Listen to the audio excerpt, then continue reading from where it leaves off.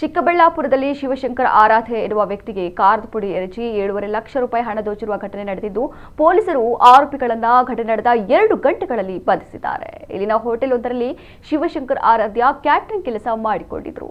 ಇವರಿಗೆ ದೂರದ ಸಂಬಂಧಿ ಯಶವಂತ್ ಆರಾಧ್ಯನ ಪರಿಚಯವಾಗಿತ್ತು.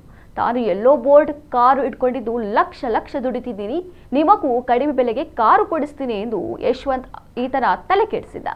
ಇದನ್ನು ನಂಬಿದ ಶಿವಶಂಕರ್ ಮನೆಯಲ್ಲಿದ್ದ 6.5 ಲಕ್ಷ ಹಣ ಹಾಗೂ ಒಡವೆಗಳನ್ನು ಅಡಮಾನ ಇಟ್ಟು 7.5 ಲಕ್ಷ ತಂದು ಮನೆಯಿಂದ ಬಂದಿದ್ದ.